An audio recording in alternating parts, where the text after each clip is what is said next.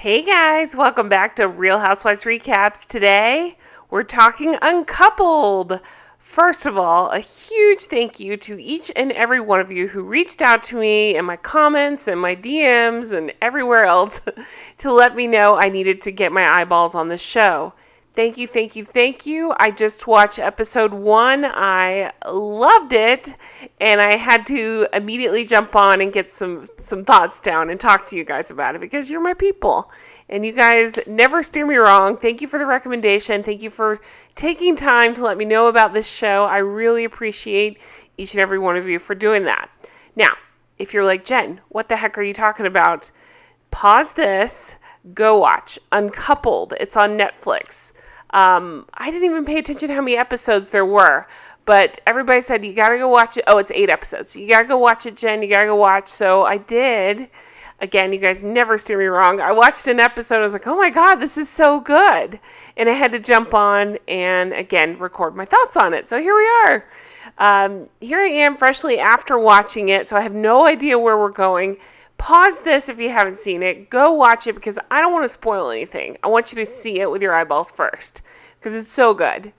If you have watched it, oh my God, I can't wait to talk to you about it. So again, I've only seen episode 1. Here I am, and I need to talk to you about it. Let's dive right into this episode / this show. This new show that totally slipped under my radar. I didn't even know it was a thing. Apparently, it's new. It's by Darren Star, and yeah, it was really good. I just can't wait to talk to you about it. Here we go.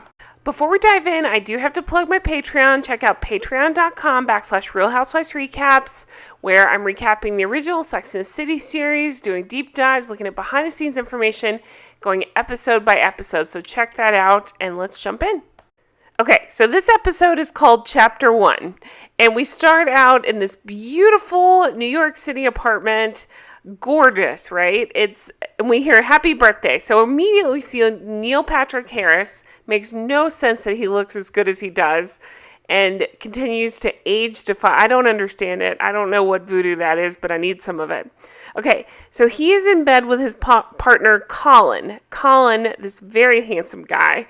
His real name is Tuck Watkins. Apparently he's been in Black Monday and The Mummy and Always Sunny.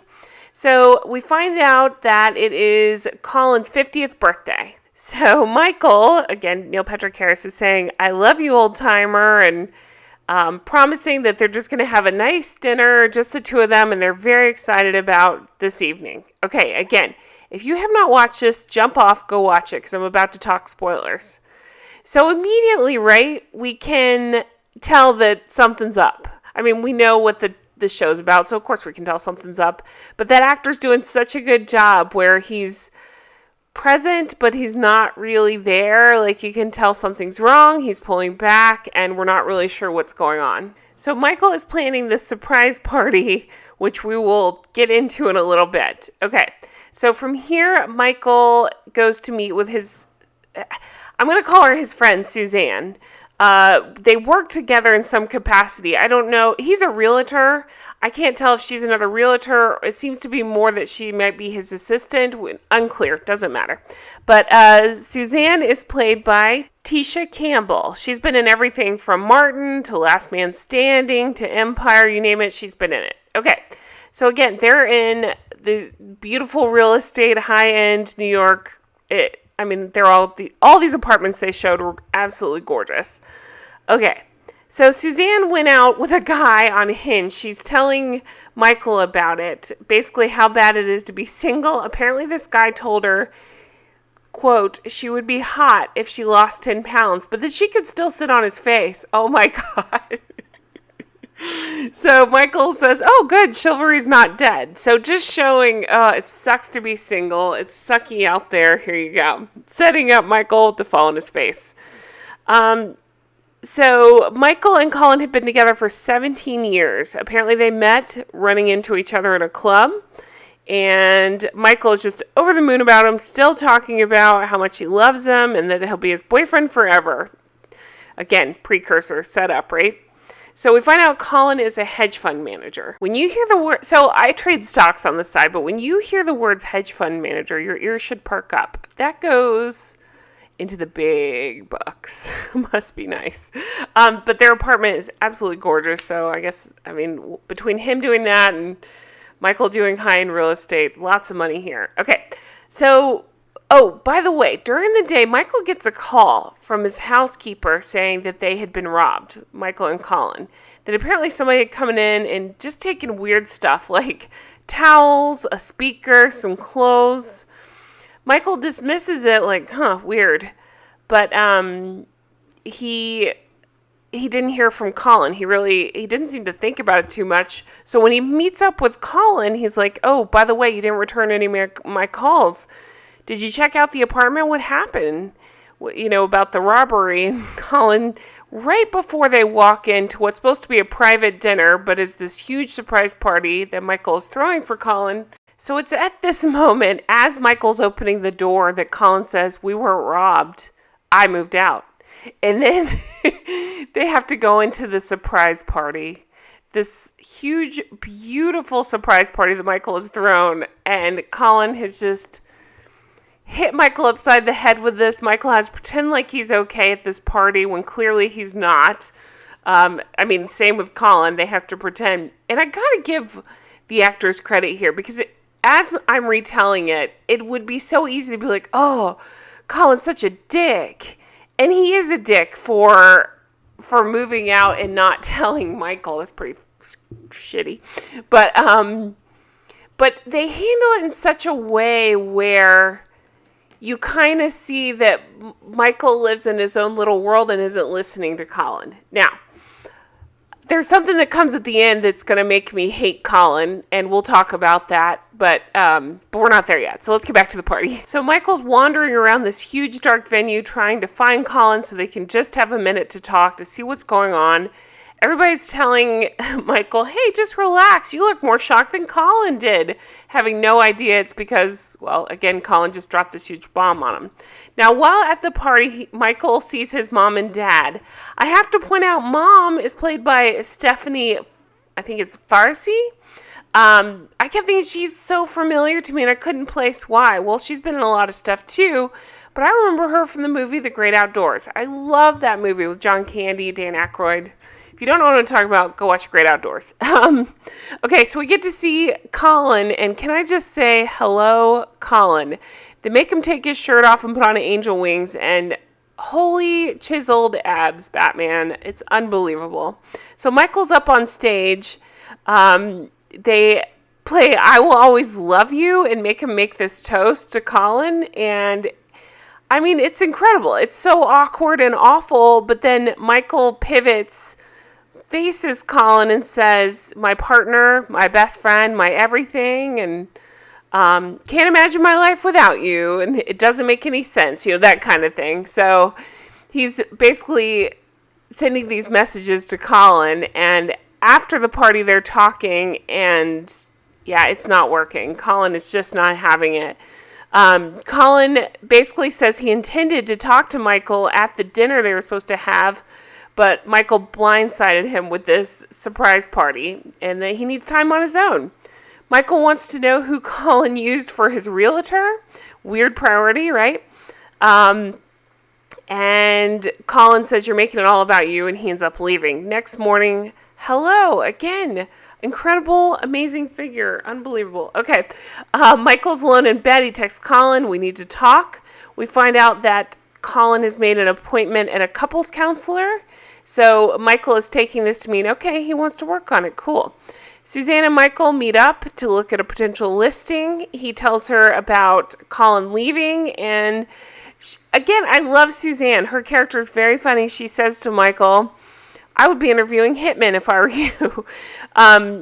But you can just tell Michael's kind of holding on to this Colin thing and the therapy of it all and trying to make it work. Then Michael's at a party with his friends. It's some sort of gallery function, telling them about Colin and, that they're going to try to work on it. And he's trying to put a positive spin on it, right? They're going to work on it in therapy. He ends up getting placed next to this lady, Claire Lewis, played by Marcia Gay Harden, who I also love. So many good people in the show. She's from everything. Meet Joe Black, First Wives Club, Footloose, you name it. So she's very rich. She's getting a divorce. She's selling everything, including her apartment. And she's a collector extraordinaire of the arts. So, of course, Michael going through his own breakup, but also paying attention to the potential listing. So we see the next scene, he's going to meet up with Claire to talk about possibly listing her apartment. Now, Claire is a lot, right? He's yelling in the lobby at Suzanne because she's running late. Well, the doorman makes Claire aware, and Claire gives him a lecture about not cursing and yelling. Meanwhile, she curses and yells the entire time they're meeting at the apartment. We find out that she's in a similar situation to Michael. Her husband of 28 years told her basically she wasn't fun anymore and has decided to move out. He's already rented a place. Michael is completely fascinated, saying, well, was he showing any signs? What's going on? Suzanne walks in, and Claire yells, how the F did you get up here? You're supposed to be announced. So again, that lobby etiquette she brings up. So you can they're making her this eccentric rich lady that's very quirky, and I'm into it. I'm excited to see what goes on. So while in the elevator, they run into Tyler Hawkins. Apparently he is the nemesis realtor. It had very much the, $1 million listing vibes, right? Of New York. All I could think of is that guy, Frederick. How they'd run into other realtors and like vie for an important listing. That's kind of what was happening there. So Tyler's played by Nick Ralou. I hope I'm saying that right. He's from Unbreakable Kimmy Schmidt. If you ever saw that, he's from that. So from there we go to Michael and Colin at therapy. Michael is thanking Colin for making the appointment. He gets him a housewarming present for the new apartment. So his friends point out later, so you got this guy who left you and got a new apartment without talking to you, a nice present? But Colin ends up leaving without even taking the present. Like, during the whole therapy session, it's just Michael talking. Colin isn't really present, but also you could argue that Michael is just hearing himself talk. So Michael's trying to hold hands with Colin, and we find out, they're going to see each other later at this bris, so they're clearly in the same circle of friends, so it should be an interesting dynamic going forward. Here we are at the bris. Apparently the happy couple's names are Jonathan and Jonathan. Oh, and if the smaller Jonathan looks familiar, it's because he's Jay Rodriguez from Queer Eye, the original Queer Eye series. I used to love him. Okay, so during this party, he gets a text from Colin saying, I'm not coming. I don't think there's anything to work on. Oh, man, that part broke my heart. So he goes to barf. And then, you guys, they play this song that I love so much. It's by Sam Smith. It's called I'm Not the Only One. I love that song. Look it up on YouTube. Sam Smith, I'm Not the Only One.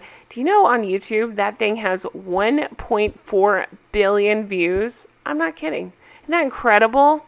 I would like one of my videos to have that. Damn. But yeah, so it's playing the song, and he opens the gift that he was supposed to give to Colin. It's a happy picture of them in a beautiful frame. And meanwhile, Suzanne calls Michael and says, I know where Colin's living. This was something that came up in therapy. Colin never told Michael where he moved to. So Michael's just like guessing. Where did he move to? What's the deal? Why is he being so vague? Well, Suzanne says, I know where Colin's living and who he's living with.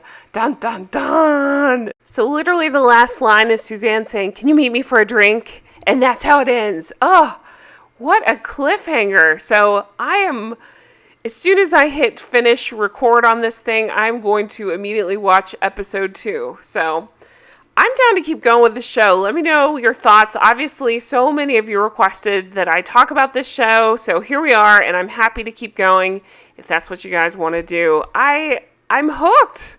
Absolutely hooked. I've got to know what happens and who the hell is Colin living with? What is going on? So let me know in the comments below if you have watched it, if you're interested in watching it, if you're enjoying it, if it takes a nosedive. I'm dying to know. So let me know. Again, thank you to all who took the time to recommend this to me. I welcome recommendations like this. I really appreciate them so much. Do check out my Patreon. It does help out the channel so much. And I just thank you all for being so wonderful. I've gotten so much amazing feedback on my TikToks and stuff. So I love doing that. I also love doing these recaps. I'm happy to do all of it. Let me know in the comments what your thoughts are, and I will talk to you again soon. Again, thanks for the recommendation. Take care. Stay healthy. Bye-bye.